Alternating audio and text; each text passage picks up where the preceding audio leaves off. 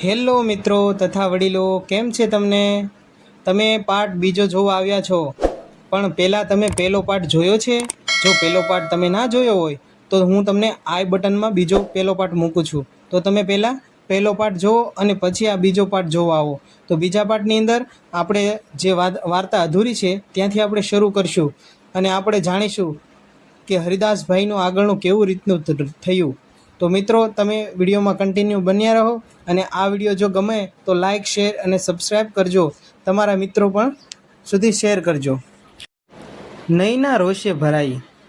તે સીધા ત્યાં પહોંચી જ્યાં હરિદાસભાઈ રોકાયા હતા. ભીખુની દુકાનની ઉપરનું નાનું રૂમ, જ્યાં એક સમયે ગુજ્જરો મજૂરો રહેતા હતા. એ રૂમમાં હરિદાસભાઈ આજે એક ગાદલા પર બેઠા હતા. નૈનાએ દરવાજો ધડામ દઈને ખોલ્યો અને ખોલીને અંદર આવીને જોયું તો હરિદાસભાઈ બેઠા હતા અને ત્યાં જોર જોરથી બૂમ પાડવા લાગી. આ બધું તમે શું કર્યું? હરિદાસભાઈ શાંત હતા.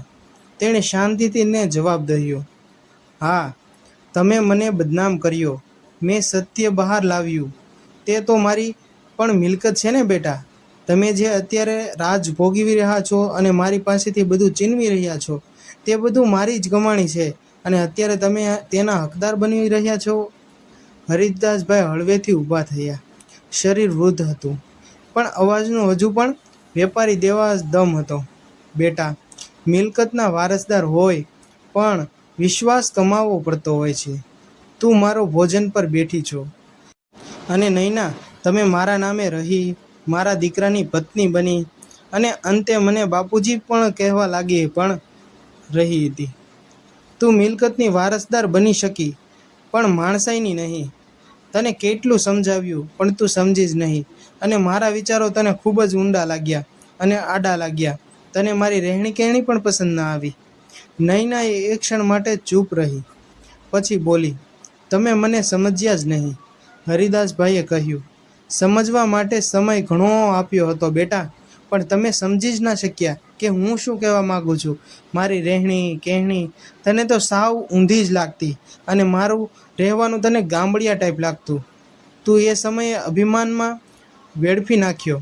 નૈના ત્યાંથી ગઈ, પણ હવે એના હાથમાંથી સત્તા સરકી ગઈ હતી. કોર્ટની તારીખ આવી, બધા પુરાવા સામે આવ્યા. દસ્તાવેજોની ગેરરીતિ, પૈસા ખસેડવાનો પ્રયત્ન, ખોટા હસ્તાક્ષર, આવું બધું કોર્ટમાં હાજર થયું અને હિસાબોના ચેડા બધું ખુલ્લું પડી ગયું. નૈના પોતાની જ યોજનામાં સફળ ના થઈ અને પોતાને એમાં ગરી ગઈ અને તે જોયું કે તેણે કેટલું આવું બધું લૂંટફાટ મચાવી હતી. જે હરિદાસનું હોવા છતાં પણ તે પોતાનો હક જતાવવા લાગી. જે મેનેજરોની એમણે ખરીદી લીધા હતા, એમના બે ડરીને સત્ય બોલી ગયા. કેટલાક નોકરો જે હરિભાઈ દાસને માનતા હતા, તેઓ આગળ આવ્યા. કોર્ટના દિવસોમાં એક મોટો વળાંક આવ્યો. કંપનીમાં જે કેટલાય જૂના કામદારો જે વર્ષોથી ફેક્ટરીમાં કામ કરતા હતા, મહેનત કરતા હતા, પણ તે આજે નાની ઝૂંપડીમાં રહેતા, તેમણે જાહેર કર્યું કે હરિભાઈ દાસ એ તેમના માટે કેટલા સારા કાર્યો કરતા. તેમના બાળકો માટે ભણતર, તેમના બાળકોની માટે દવા, કોઈ પણ વસ્તુની જરૂરિયાત હોય દવાની, તો તે હરિભાઈ પૂરી પાડતા અને ઘરકામ સુધી મદદ કરી હતી. આ લખાણો, સદીઓ અને ગુપ્ત સંફંડન પુરાવોનો બહાર આવ્યો. લોકોના દિલમાં હરિભાઈ માટે સન્માન વધી ગયું અને હરિભાઈ બધે થવા લાગ્યું. હરિદાસભાઈ પોતે ખૂબ દયાળુ અને મોટા દિલવાળા હતા. તે પોતાના મજૂરો માટે કંઈ પણ કરવા તૈયાર હતા અને લોકોને તે બહુ જ ચાહતા. પરંતુ આ જ્યારે બન્યું પછી તો તેનો દિલ ખૂબ જ મોટું થઈ ગયું અને તે બધાય ગ્રાહકોને, પોતાના કર્મચારીઓને પણ ખૂબ માન દેવા લાગ્યા. કોર્ટમાં જજ સાહેબે પૂછ્યું, શ્રીમતી નૈના, તમે તમારા સસરાને ઘરમાંથી બહાર કાઢ્યા, કારણ? તમે આનું કારણ શું આપો છો કે તમે તમારા સસરાને ઘરમાંથી બહાર કાઢી મૂક્યા? નૈના પાસે કોઈ સાચો જવાબ નહોતો. જૂના વિચારો. એણે અધરવશ બોલવાનો પ્રયત્ન કર્યો. જજે કડક અવાજમાં કહ્યું, જૂના વિચારો? જૂના વિચારો જૂના હોઈ શકે, પણ કાયદો અને માનવતા કદી જૂના નથી થતા. એ દિવસ બાદ નૈનાને કંપનીમાંથી હટાવવામાં આવી. તેને ત્યાંથી બહિષ્કાર કરવામાં આવ્યો અને બધી સત્તા હરિદાસભાઈને સોંપવામાં આવી. કેટલીક મિલકતો ફરી હરિદાસભાઈના નામે આવી. કેટલાક હિસ્સાઓ ટ્રસ્ટના નામે ટ્રાન્સફર થયા. પણ હરિદાસભાઈએ બધું પાછું લઈને શું કર્યું? એ જ સૌથી મોટી વાત હતી. લોકો માની રહ્યા હતા કે હવે શેઠજી નૈનાને રસ્તા પર મૂકી દેશે, તેની સાથે બદલો લેશે, તેને રઝળતી મૂકી દેશે અને તેને જે કર્યાનું તેને સજા આપશે. પણ હરિદાસભાઈ એ સચ્ચાઈ કોઈની સામે લાવવા માંગતા ન હતા. આખા શહેરમાં ચોંકાવી દીધું. તેમણે જાહેર કર્યું કે કંપનીનો મોટો ભાગ હવે શાંતા હરિદાસ ચેરિટેબલ ટ્રસ્ટના નામે રહેશે. એ ટ્રસ્ટનું કામ હવે વૃદ્ધાશ્રમ, અનાથાશ્રમ, કામદારના બાળકો અને ગરીબ દર્દીઓ માટે હોસ્પિટલની સહાય તેમણે પોતાના હાથેથી લખીને જાહેરાતમાં મૂક્યું. અને બધાને આ વાતની જાણ થતાં બધા ખૂબ ખુશ થયા કે હરિદાસભાઈ કેવા મોટા દિલના અને બહુ ખૂબ સારા છે. આ વાતની જાણ જ્યારે નૈનાને થઈ તો તેની આંખો પહોળી થઈ ગઈ. મને જે પૈસા ઊભો કર્યો એ પૈસાને માણસાઈ પર પાછું વાપરવું છે. જે લોકો પાસે સત્તા છે તેઓ ઘરના વડીલોને દૂર ન કરે. જેની પાસે હકીકતમાં સાચા પૈસા છે તે વડીલોને સાચવે કે નહીં એને ઘરની બહાર કાઢી મૂકે. ઘણા એવા હાલના કિસ્સા પણ છે જ્યાં પૈસા હોય ત્યારે વડીલોને સાચવે, પછી તે ઘરની બહાર રઝળતા મૂકી દે છે. કારણ કે વડીલ માત્ર એક માણસ નથી, એ આખી પેઢીની ઇજ્જત હોય છે. આ જાહેરાત પછી આખું શહેર ઊભું થઈ ગયું. સામાજિક સંસ્થાઓએ શેઠજીને સન્માન આપ્યું કે વાહ શેઠજી, વાહ હરિદાસ શેઠજી, કે તમે આવું કાર્ય કરી અને વૃદ્ધો અને વડીલો બધાને મદદ કરી. ઘણા લોકો જેને વર્ષોથી માત્ર ધંધાનો માણસ માનતા હતા, તેઓએ પહેલી વાર એક મોટો મનુષ્ય જોયો અને તેને ગર્વ થયું કે નહીં, હરિદાસભાઈ ખૂબ મોટો માણસ છે. પછી આ વાર્તાનું મેઇન કેરેક્ટર નૈના. આ નૈનાનું શું થયું? એ દિવસે પછી એકલવાયુ થઈ ગઈ, કંપનીમાંથી હટાવાઈ ગઈ, ઘરનો ભરોસો તૂટી ગયો, સગાઓ દૂર થઈ ગયા. શરૂઆતમાં એને લાગ્યું કે સદાય હરિદાસભાઈ નરમ પડી જશે અને તેને પાછા અપનાવી લેશે. પણ પછી ધીમે ધીમે એને સમજાઈ ગયું કે વૃદ્ધ માણસે તેને સજા નહીં, પાઠ આપ્યો છે. પથ્થર ફેંકવાથી નહીં, દર્પણ બતાવીને તેને સત્ય સાબિત કરી દીધું કે હરિભાઈ શેઠ તે પોતા શેઠ કઈ રીતના બન્યા અને પોતાનું નાનપણથી તે કરોડપતિ કઈ રીતના ઝીરોમાંથી શૂન્યમાંથી સર્જન કર્યું. એક સાંજે નૈના સીધી ભીખુની દુકાનની આવી, ચૂપચાપ બહાર ઊભી રહી. હરિભાઈ દાસ અંદર બેઠા હતા. નૈનાએ પહેલી વાર નીચું માથું કરીને કહ્યું, બાપુજી, મારી ભૂલ થઈ ગઈ, મને માફ કરી દ્યો. મારાથી આ અજાણતા થઈ ગયું, મારી બુદ્ધિમત્તા ભ્રષ્ટ થઈ ગઈ હતી. એ શબ્દો સાંભળીને હરિદાસભાઈએ લાંબો શ્વાસ લીધો. એ કોઈ નાટક કે ખોટું પસ્તાવું સમજે એવા નહોતા. તેઓ માણસની આંખમાંથી સત્ય ઓળખતા. બેટા, તેમણે કહ્યું, ભૂલો તો દરેકથી થઈ શકે, પણ જો ભૂલ પછી અહંકારમાં જ રહે તો સુધારો થતો નથી. તું જો સાચા દિલથી બદલાવ લાવી રહી હોય તો રસ્તો હજુ પણ બંધ નથી થયો. તું હજી પણ તારા સાચા માર્ગે ચાલી શકીશ. નૈનાની આંખો ભીંજાઈ ગઈ. હું પાછી આ ઘરમાં આવી શકું? તેણે પ્રશ્નાર્થ ચિહ્ન કર્યો કે હે પાપા, હું આપણા ઘરમાં પાછી આવી શકું? હરિદાસભાઈએ થોડી વાર વિચાર્યું, પછી બોલ્યા, ઘર કોઈ એક વ્યક્તિનું નથી બેટા, પણ ઘરમાં રહેવા માટે દિલ મોટું હોવું જોઈએ. તમારું દિલ જો મોટું હોય, દરેક માણસને આવકારો આપી શકતા હોય, તો જ તમારું સાચું ઘર ગણાય.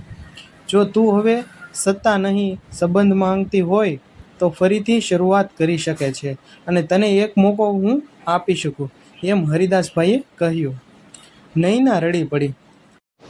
આ આખી કહાનીનો અંત સાદો નહોતો, પણ સુંદર હતો. હરિદાસભાઈએ નૈનાને તરત માફ કરી દીધી નહોતી.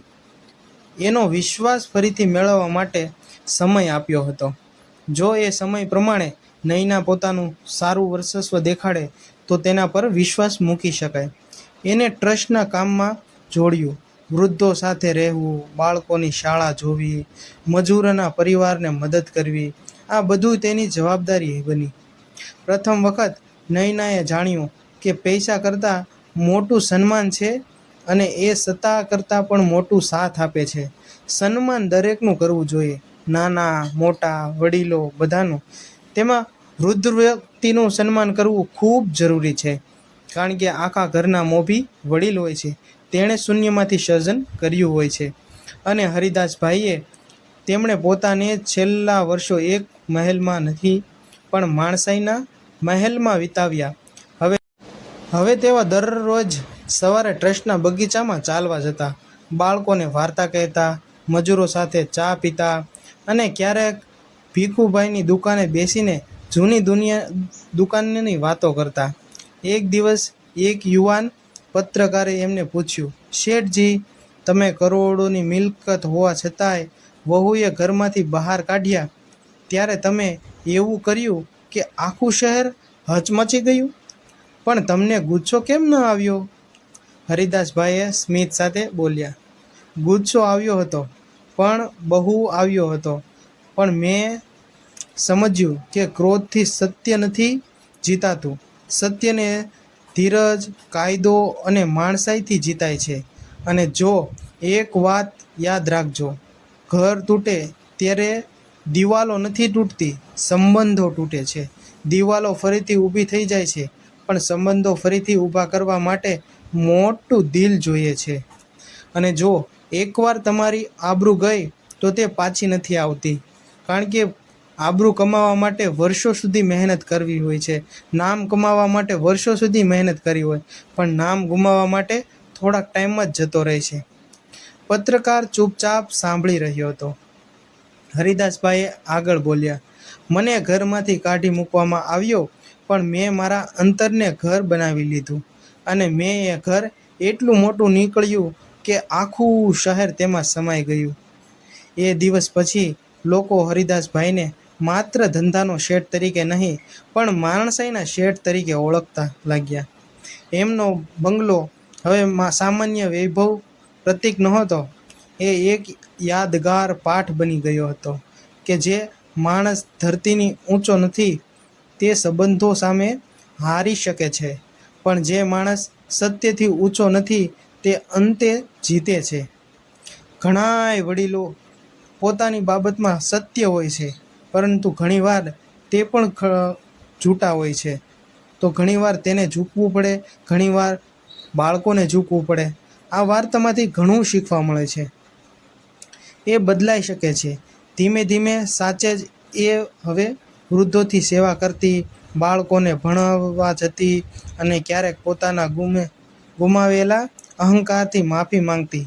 લોકો તેને તરત માફ ન કરતા, પણ હરિદાસભાઈ કહેતા, માનવ ભૂલોનું પૂતળું છે.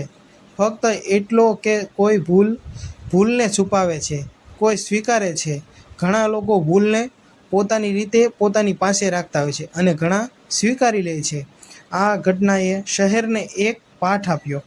અનેક ઘરોમાં જ્યાં વડીલોને જૂના વિચારોના કહીને ગણવામાં નહોતા આવતા, ત્યાં આ કહાની ચર્ચા બની અને લોકો સમજ્યા કે હાથથી આજે ઘર બને છે, હાથને કાલે દરવાજો ન બતાવવો. અને હરિદાસ મહેતાની કહાની છે એ તો આજે પણ લોકો કહે છે. એ શેઠને વહુએ બહાર કાઢ્યા હતા, પછી શેઠે કંઈક એવું કર્યું કે આખું શહેર બોલતું રહી ગયું. પણ સાચી વાત એ હતી કે હરિદાસભાઈએ કોઈને તોડી નાખ્યા નહોતા, તેમણે તૂટેલા સંબંધોમાંથી સત્યનો દોર ખેંચ્યો હતો અને દોરથી માણસાઈનું નવું પાતળું પણ મજબૂત ઘર ઊભું કર્યું. કારણ કે અમુક લોકો પૈસાથી કરોડપતિ હોય છે અને અમુક લોકો જેમ કે હરિદાસભાઈ માનવતાથી અબજપતિ હોય. મિત્રો, તમને મારા આવા વિડીયો જોવા પસંદ હોય તો મારી ચેનલને લાઈક કરો, શેર કરો, સબસ્ક્રાઈબ કરો અને કમેન્ટ પણ કરો કે તમારે કેવા વિડીયો જોવા છે. અને મારો વિડીયો જોવા બદલ થેન્ક યુ.